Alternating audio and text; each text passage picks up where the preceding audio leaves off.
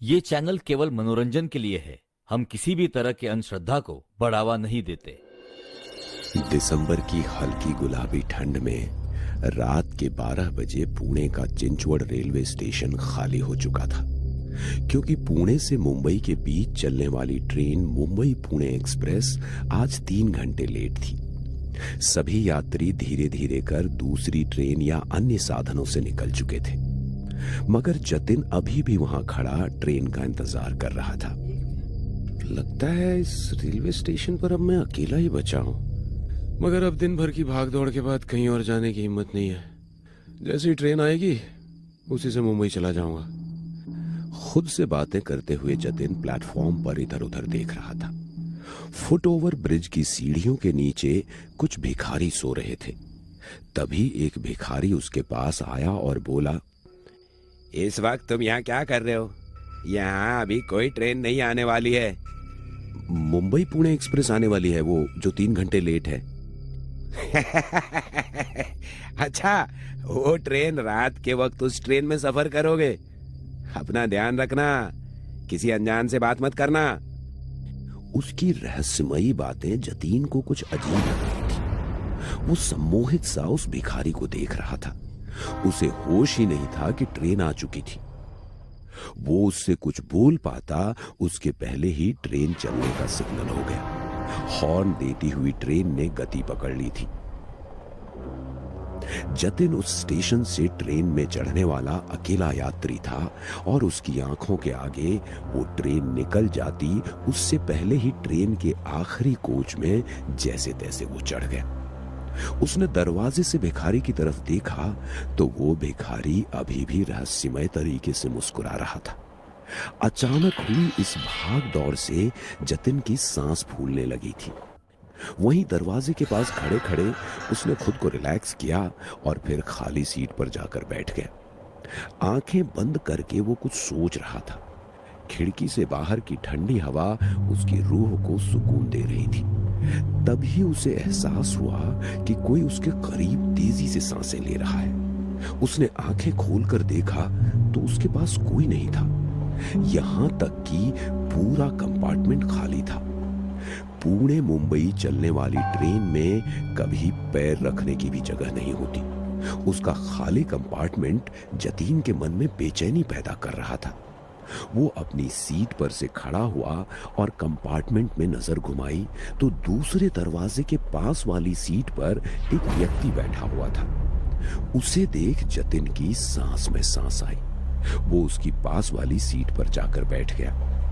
वो व्यक्ति जतिन को देखकर रहस्यमय तरीके से मुस्कुराने लगा, मगर उसकी आंखों में एक सूनापन था। शायद लेट हो जाने की वजह से ट्रेन पूरी खाली है।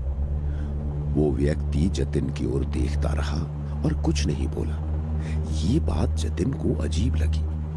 वो आंखें बंद करके दोबारा बैठ गया, मगर उसे अजीब सी बेचैनी होने लगी। वो खिड़की से बाहर देखने लगा। बाहर धूप अंधेरा था।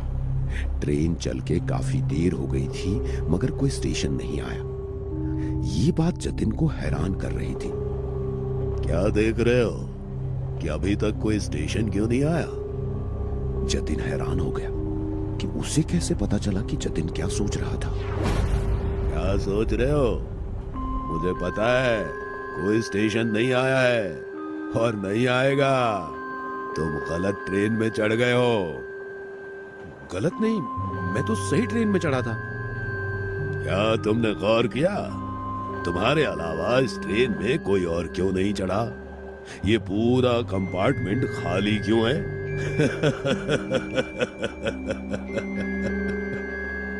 जतिन को अब उसकी बात पर यकीन हो रहा था। उसने गेट के पास खड़े होकर देखा तो बाहर सिर्फ अंधेरा नजर आ रहा था। दूसरे कंपार्टमेंट में जाने के लिए कोई रास्ता नहीं था। वो वापस अपने जगह पर आकर बैठा और उसने नजर उठाकर देखा तो उसके सामने बैठे हुए इंसान के सर से खून बह रहा था। उसका सर कुचला हुआ और आंखें निकली हुई थी। ये देख जतिन डर गया और उससे दूर भागने लगा। वो व्यक्ति उसके करीब आ रहा था। जतिन डरते हुए दरवाजे के एक कोने में खड़ा हो गया। उसकी आंखें बंद थीं। तभी उसे अपने कंधे पर किसी के हाथ का एहसास हुआ। उसने आंखें खोली तो सामने वही व्यक्ति नॉर्मल तरीके से खड़ा था। क्या हुआ? इस तरह क्यों चीख रहे थे? कोई दिक्कत है? वो अभी मैंने, अरे आपका चेहरा तो ठीक है, अभी तो खून बह रहा था। अरे वो खून, वो तो बरसों पहले मुझे चोट लगी थी, उसके कारण तुम्हें नजर आया होगा। बरसों पहले की चोट का खून अब? हाँ, करीब 20 साल पहले इसी ट्रेन से सफर कर रहा था मैं। उस दिन भी ये ट्रेन लेट हो गई थी। प्लेटफॉर्म पर मेरे साथ 1-2 पैसेंजर ही थे। मैं ट्रेन में चढ़ा तो मेरे पीछे कुछ शराबी भी चढ़ गए। पूरी ट्रेन खाली थी, उसके बावजूद जगह के लिए मेरे साथ हाथापाई करने लगे और थोड़ी सी बहस हुई तो उन लोगों ने मुझे चलती हुई ट्रेन से बाहर फेंक दिया। मेरा सर बिजली के पोल से टकराया और उसमें से खून की धार बह गई। मैं पटरी पर गिर गया। इसके पहले कि मैं खुद को संभाल पाता, एक ट्रेन धड़धड़ाते हुए मेरे ऊपर से गुजर गई। तब से मैं इस ट्रेन में उन लोगों को तलाश रहा हूं। न जाने कब मेरी तलाश पूरी होगी। कहते हुए उस व्यक्ति के चेहरे पर मायूसी के भाव आ गए। वैसे आप कहानी अच्छी सुना लेते हैं। यदि आपके ऊपर से ट्रेन निकल जाती तो इस वक्त आप जिंदा नहीं होते। किसने कहा तुमसे कि मैं जिंदा हूं? मैं तो मर चुका हूं। कितना बेहुदा मजाक है। मुझे इस तरह का मजाक बिल्कुल पसंद नहीं है।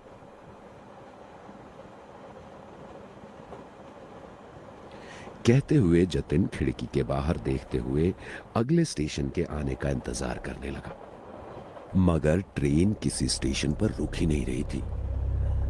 तुम इंतजार करते रहोगे, लेकिन ये ट्रेन नहीं रुकेगी। कहते हुए उस व्यक्ति का हुलिया बदलने लगा। कुछ देर पहले जतिन को वो जिस रूप में नजर आया था, वैसे ही भयानक रूप में उसके सामने था।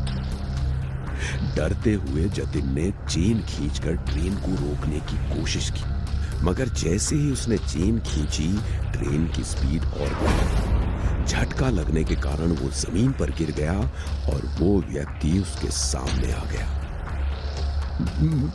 मैंने तुम्हारा क्या बिगाड़ा है? क्या चाहते हो मुझसे? मैं तो तुम्हें जानता भी नहीं, मुझे जाने दो।